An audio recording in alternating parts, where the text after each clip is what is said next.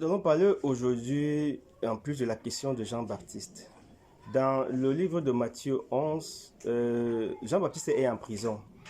Et nous savons pourquoi est-ce qu'il est en prison, à cause de Hérode, qui a pris la femme de son frère, et Jean-Baptiste l'a reproché cela. Il s'est fâché et puis il a enfermé Jean-Baptiste.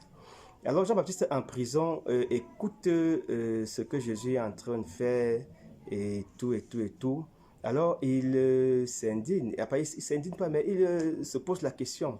Il appelle ses disciples et il pose la question.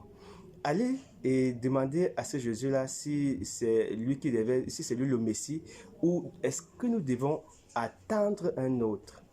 Et avant de continuer, n'oublions pas que c'est Jean-Baptiste qui a baptisé Jésus-Christ.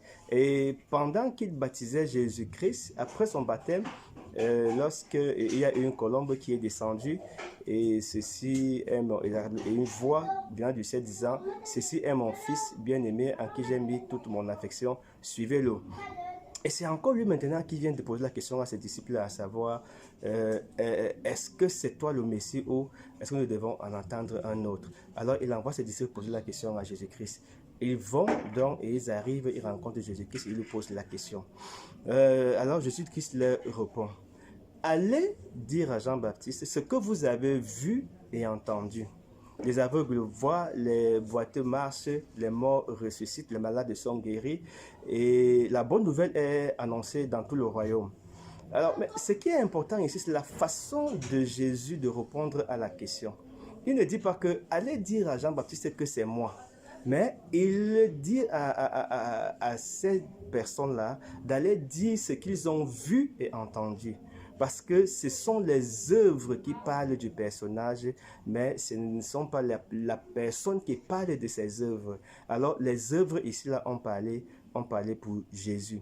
Alors, ce que nous pouvons attirer comme, ce que nous pouvons comprendre ici, là, c'est, ou bien, et se poser la question, quelles sont nos œuvres? Est-ce que nos œuvres parlent positivement de nous ou bien négativement?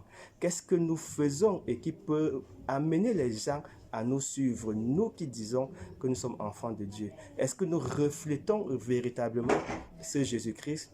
Est-ce que nous reflétons la personne de Christ? Est-ce que nous pouvons dire à ceux qui nous écoutent, à ceux qui nous voient, suivez Jésus, pas parce que je vous demande de suivre Jésus, mais à partir de mon comportement, à partir de ma façon d'agir, à partir de ma façon d'être, à partir de ma façon de répondre aux gens.